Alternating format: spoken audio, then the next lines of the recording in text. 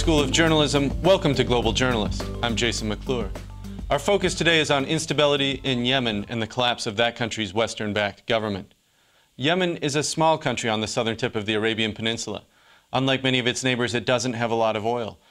That said, it's home to Al-Qaeda in the Arabian Peninsula, which has become perhaps the terrorist group's most dangerous franchise. AQAP, as it's known, is thought to be behind the attack on the Charlie Hebdo newspaper in France that killed 12 people in January. In December, American and South African hostages held by the group were killed during a daring U.S. rescue mission. AQAP was also behind a thwarted 2010 effort to blow up UPS and FedEx cargo planes, and in 2009 it sent the so-called underwear bomber, Umar Farouk Abdulmuttalib, who tried to set off plastic explosives concealed in his underpants on a Northwest flight to Detroit on Christmas Day. Despite a steady barrage of U.S. drone strikes, Al-Qaeda in the Arabian Peninsula has been able to thrive in Yemen because of the weakness of that country's government, a weakness fatally exposed in recent weeks. Now, back in 2012, the Arab Spring ousted the former Yemeni president, Ali Abdullah Saleh, who had ruled the country since its north and south were unified back in 1990. Saleh was replaced by his vice president, Abd Rabbur Mansour Hadi, who also had the backing of Western governments and Saudi Arabia. Hadi is a Sunni Muslim, and Sunnis are the majority in Yemen. But earlier this year, a Shia militia from northern Yemen called the Houthis seized the capital, Sanaa, and took over the presidential palace. Hadi eventually fled to southern Yemen, and the U.S. and other Western countries closed their embassies.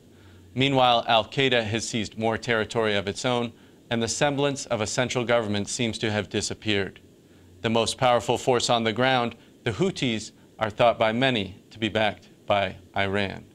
So what is the future of this country, and what does it mean for the West if it becomes an Iranian ally or descends into Somalia-style chaos?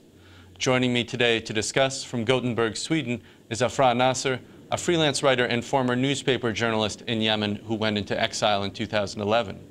From London by Stephen Zyck, a researcher at the Overseas Development Institute, and from Baltimore, Maryland by Charles Schmitz, a Yemen expert and geography professor at Towson University.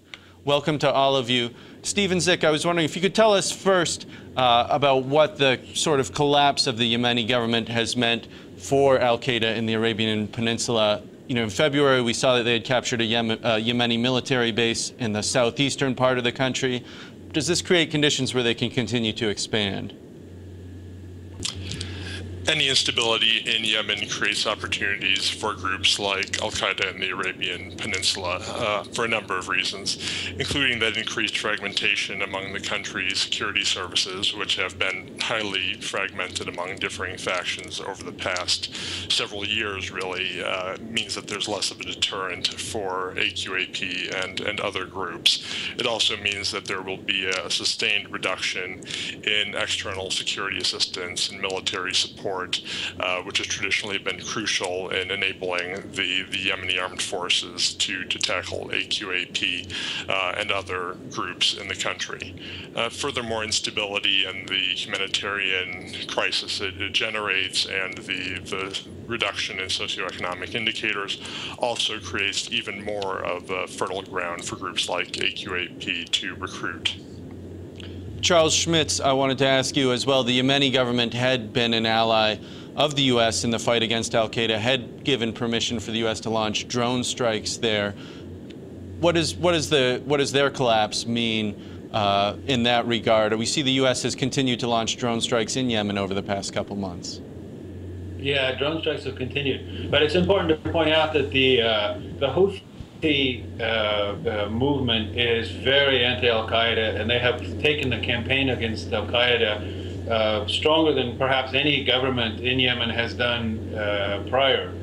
They lost a lot of fighters in the Bayda region, and Al-Qaeda is very afraid that the Houthi, allied with Arab al-Assad, are going to take over the country because they will lose their base in Yemen if the Houthi are able to control the whole country. Afrah Nasser, the Houthis captured Sanaa in January. It seemed to be unexpected, happened very quickly. Was this surprising to you and others who have been following events in Yemen, that they just sort of all of a sudden one day were in the presidential palace? Well, it was kind of a gradual thing. Even the graduality of it was surprising for many. And the fact that Houthis managed to not only take control of Sanaa, but also most of the north part of Yemen, it's very shocking to many. And what people are really explaining this kind of move is that the country was already in a like the centralized kind of governance was the main leading factor to why Houthis were able to take control not only of Sanaa but also of the majority cities in the north. So it was. I think it's very problematic, and today it's a reality, and people are no longer surprised, but people are really concerned about the growing division between the north and the south, and honestly, I think if the division become very official, it will not be surprising. And Stephen Zyck, at the top of the show, we mentioned the Houthis are a Shia minority in the country. Hadi, the ousted president, is a Sunni. Should we be thinking about this in terms of a religious conflict, or is that not a useful way of talking about what's happening in Yemen right now? I think that framing the conflict purely as a religious one misses out on the real economic and political and historical dynamics that are at play within the conflict. And the simple framing of this is Sunni versus Shia, and drawing some sort of parallels to what we're seeing in Iraq and Syria and elsewhere really doesn't have much credibility. I think it's a much more nuanced conflict. And even within, when we're talking about Sunni and Shia, even the variations within those particular sects as they're playing out in Yemen is something that the mainstream media also has been failing to grasp, and treating this as if it was a simple sectarian conflict or a proxy war between Saudi Arabia and Iran.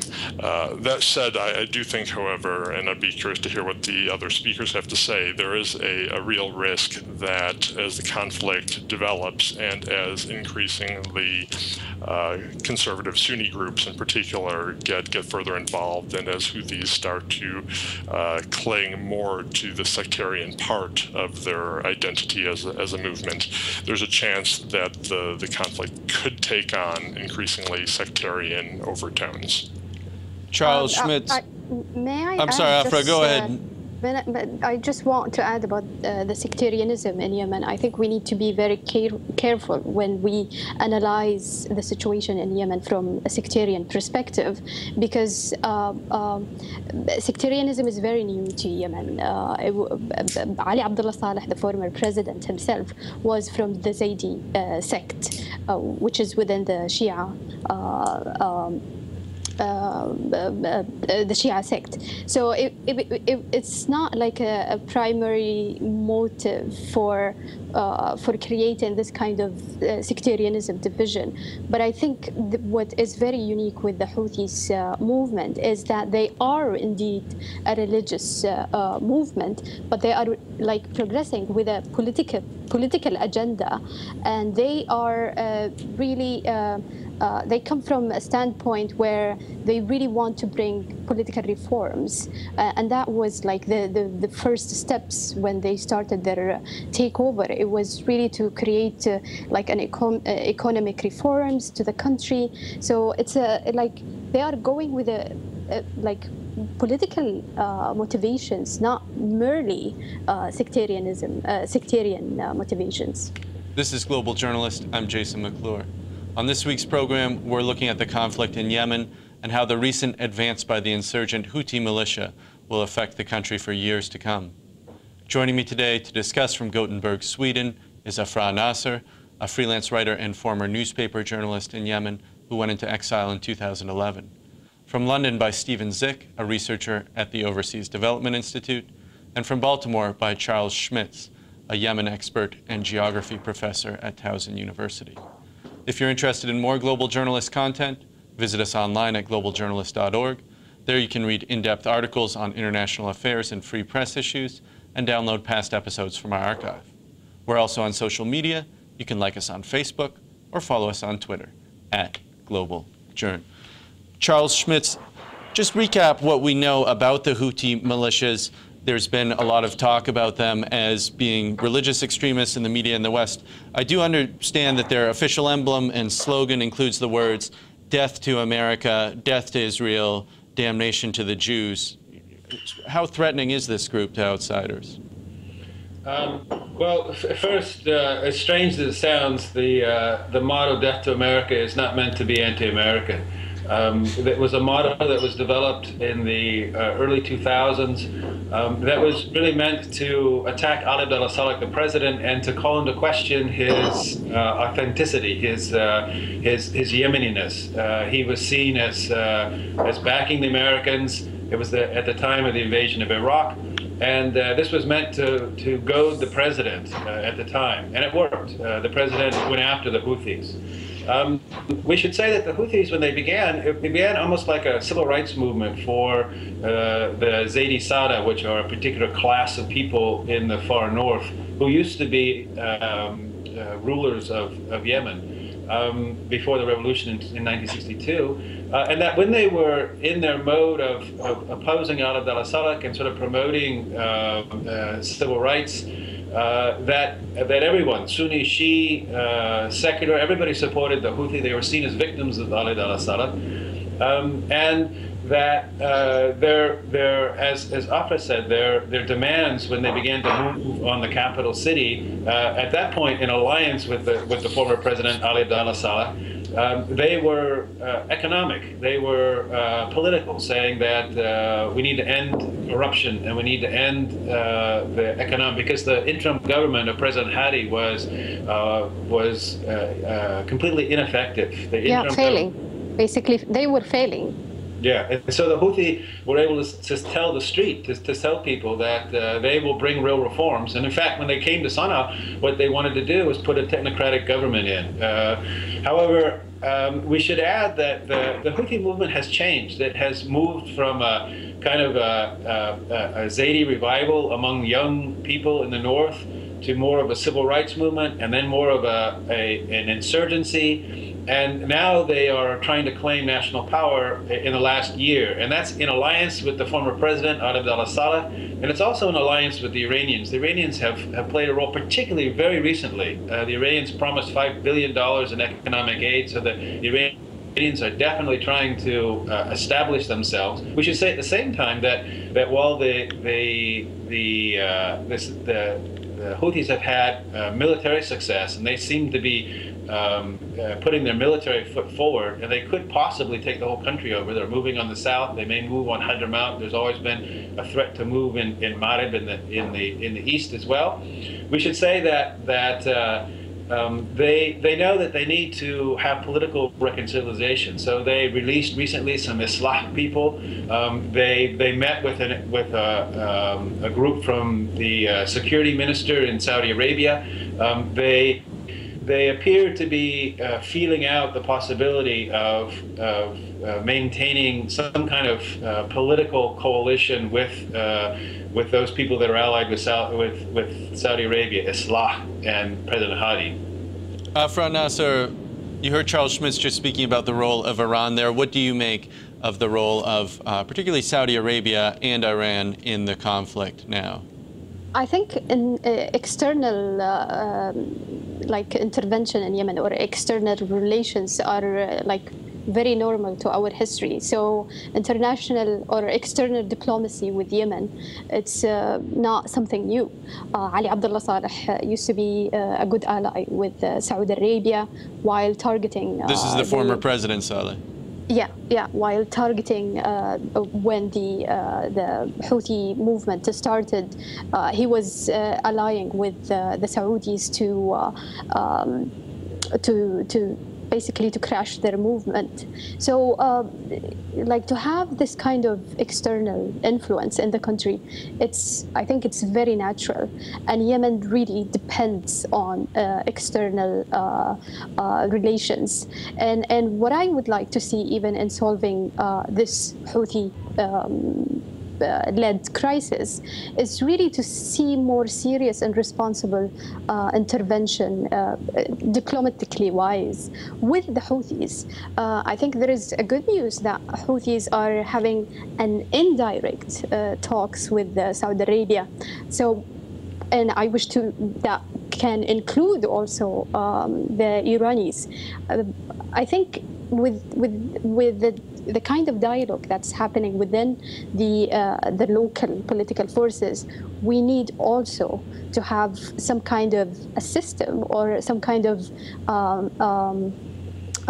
like a new strategy where everyone who's like outside Yemen, who has some kind of power in the political game inside the country, to take like direct and honest talks with each other. That includes Saudi Arabia and Iran, because Yemen cannot afford to have more deteriorating economical and political crisis. Stephen Zyck, President Saleh had been in charge of the country for decades. He was ousted during the Arab Spring, and yet it seems he never went away. How is it that he sort of resurrected himself to be a player again after being overthrown? The former president has been very resilient throughout his entire career in terms of allying himself with those who will help to sustain his power and his authority. And after the Gulf Cooperation Council initiative and the UN diplomatic intervention that helped him to step down, he really was able to maintain a strong role in the country through his networks of alliances within the armed forces, with various tribal groups, with his connections with Saudi Arabia, and when that started to falter, with the Houthis again, who as Afrah mentioned earlier, he had formerly allied himself with earlier in his career and his time as president. So how exactly he's doing it is by doing what he's always done, which is choosing the right allies and staying in power in some respect, or staying influential regardless of how situations change on the ground. Charles Schmitz, the U.S. and some European countries, as I mentioned earlier, they've closed their embassies in Yemen. We've seen some negotiations by the Gulf Cooperation Council, a Saudi-led initiative, to sort of resolve this crisis. What are some of the options for the U.S. and its Western allies now in Yemen, besides just sort of launching these periodic drone strikes that we've heard about on al-Qaeda? Well, Saudi Arabia and the United States, they're kind of stuck. The military balance of power is against them right now. Ali al-Saleh does command a lot of the armed forces and the security. I mean, you can think of Yemen as kind of a marketplace where external and internal actors try and buy influence, and flows of weapons and flows of money sort of build coalitions. And at the moment, the Houthi Ali al-Saleh alliance is the strongest, and they're moving into the south. Saudi Arabia, it backed Hadi, and it backed some of the eastern tribes. But the resolution is going to have to become political, in the sense that, as Afrah said, the Houthis and the Iranians and the Saudis need to sit down. Particularly the Saudis and the Houthis need to sit down and be able to negotiate. Work this out. Yes, because the United States left, the European embassies left when the Houthi overthrew the interim process. But up until that point, the Western governments had no problem with the Houthis participating, and everybody knows that the Houthis must participate. It's just the Houthis began to violate their own principles when they began to jail journalists and jail their political opponents, and to force their will on the government and not participate politically with the rest of the political forces in Yemen. And what needs to happen is that, as Afrah said, there needs to be, both internally and externally, there needs to be a politically negotiated settlement to this that everybody can agree to in Yemen. Because Yemen can't be ruled by force. Yemen has to be ruled by consensus. All of the centers of power, the Houthi, al-Salah, say the eastern tribes, the southern areas. There are many different factions inside of Yemen, and some political process needs to bring them together. This is Global Journalist. I'm Jason McClure. This week's program focuses on the collapse of Yemen's central government and advances by both al-Qaeda and an Iranian-linked militia called the Houthis in that country. Joining me today to discuss from Gothenburg, Sweden, is Afrah Nasser, a freelance writer and former newspaper journalist in Yemen who went into exile in 2011. From London by Stephen Zyck, a researcher at the Overseas Development Institute, and from Baltimore by Charles Schmitz, a Yemen expert and geography professor at Towson University. If you're interested in more Global Journalist content, visit us online at globaljournalist.org. We're also on social media. You can like us on Facebook or follow us on Twitter at GlobalJourn. Stephen Zyck, tell us, if you would, about the humanitarian situation right now in Yemen. Yemen was already the poorest country in the Arab world, and it seems this conflict has only made things worse. The humanitarian situation in Yemen is actually something that we know is getting worse as a result of the current crisis. But actually, the level of insecurity and instability in the country has, to some extent, scared away some of the very aid agencies that we normally rely on to deliver assistance and to monitor humanitarian conditions on the ground. So it's actually difficult to say with exact certainty how much worse it's gotten, but what we do know is that the country really is starting from an awful position where 50% of the population is living below the poverty line to begin with, where about 15 million people in the country, or almost 2/3 of the people in the country, are in need of humanitarian assistance, according to the UN, and where really, 10 million people are living in various degrees of food insecurity, and where water is more scarce than anywhere else in the world almost. So they're starting from an awful position, and this current crisis has even resulted in further diminishing aid agencies' ability to access large parts of the country, something that frankly has always been very limited. Afrah Nasser, go ahead. About the humanitarian crisis, I think there is two important issues to discuss whenever we talk about Yemen, which is, the humanitarian situation, but from two standing points, which is whenever we talk about the violence or the insecurity or instability in the country, or even the political crisis, I think the economic situation has like a very direct causing effect for those kind of violent activities, where people are really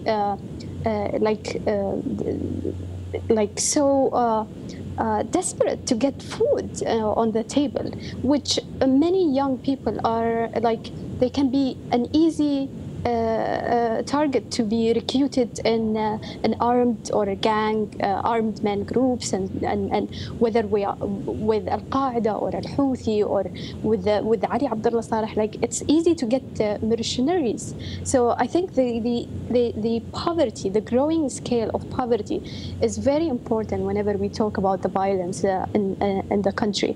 And second, I think Yemen is in a very in a vicious circle where the economic situation is very important in in understanding why the country is like a failed state. Yemen is very full with resources. It's a very rich country with natural resources and human resources also, and the fishery wealth as well. But and even with water, but it's just the lack of management. And in order to have a good management, you need to have like a stability. So it's like going through like a vicious cycle, if you will. A vicious cycle. And this is very important to discuss whenever we talk about any kind of like catchy headlines about Yemen in the media, whether about the sectarianism or whether about this failed state or whether about talking about Houthis and how the future would look like. Charles Schmitz, what are some scenarios that you see for Yemen in the next few years? Is it heading towards being sort of a Somalia-style failed state?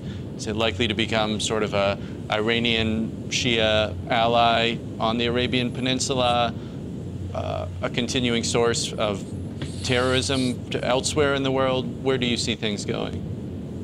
That's impossible to tell. Things have changed so dramatically and so surprisingly in recent past.